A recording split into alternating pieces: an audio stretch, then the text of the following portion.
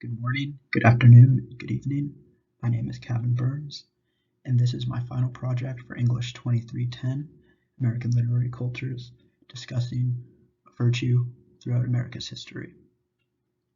My topic is the virtue of perseverance throughout America over time. First off, what is perseverance? Perseverance is the act of continuing to do something in spite of obstacles or difficulties that attempt to stop one from achieving their goal. Using Aristotle's golden mean that we learned earlier in the semester, we realize that virtue is the middle ground between deficiency and excess. For perseverance, the deficiency is regression.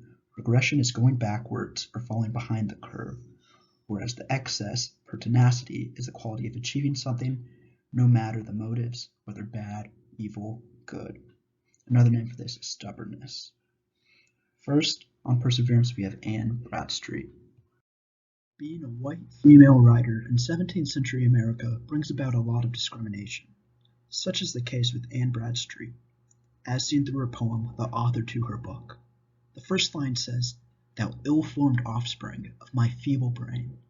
This is an extended metaphor for the inferiority that the discrimination makes her feel about her own writing. Both of these quotes show that no matter what Anne Bradstreet does, she will still be subject to discrimination.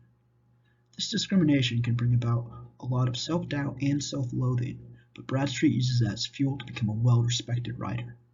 While not an easy path, Bradstreet persevered in spite of her discrimination, and now, people in 2020 are reading her works from 1678. Throughout the 17th and early 18th century, America had an influx of people coming to the colonies. Benjamin Franklin decided to help these colonists by writing The Way to Wealth. It contained maxims such as, "'Tis easier to build 2 chimneys than to keep one in fuel.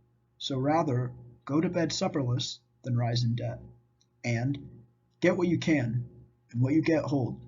'Tis the stone that will turn all your lead into gold." Phrases like these gave all the colonists practical advice that they could apply every day and that would help them out in the long term. The Way to Wealth shaped the colonists' view of success back in the 18th century, and the similar Franklin-esque idea of hard work pays off still holds true today to many Americans looking to persevere or to just get by. On July 5, 1852, roughly a decade before the Civil War, Frederick Douglass, a former slave, was asked to deliver a 4th of July address. What to the American slave is your 4th of July?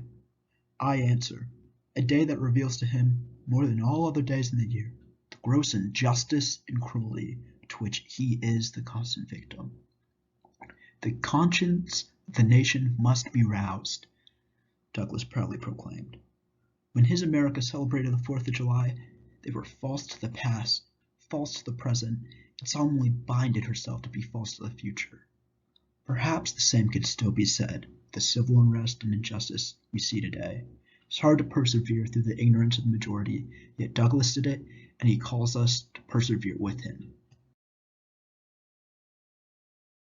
Post-Civil War America led to Reconstruction, and after such a difficult time, it left many people directionless. However, there was a lot of freedom and choice. In Walt Whitman's When I Heard the Learned Astronomer, the main character is unsatisfied with their current situation and they need a way out. How soon unaccountable I became, tired and sick, till rising and gliding out I wandered off by myself. Americans had to persevere beyond the terrible post-war economy as well as their own self-imposed restrictions. The freedom of choice given to Americans during this time was a blessing, but it was also a curse that it gave people something to overcome and persevere through. In 1913, the publication of her second novel, Willa Cather went into great detail about the perseverance it takes to tame the wild prairie, all while doing it as a woman. This is strenuous work when you're at the mercy of the land. Oftentimes, this work can isolate you from others in almost every aspect of your life, as well as take up every aspect of your life. All of these quotes show the many different ways that Alexandra sacrificed her own life's pleasures, such as falling in love, to provide for her family and to tame the land. However, Alexandra did it her way. She worked with the land, as opposed to working the land. Through Alexandria, Catholics showed that everyone can persevere in their own unique way. As times have changed in America, so has America's idea of perseverance.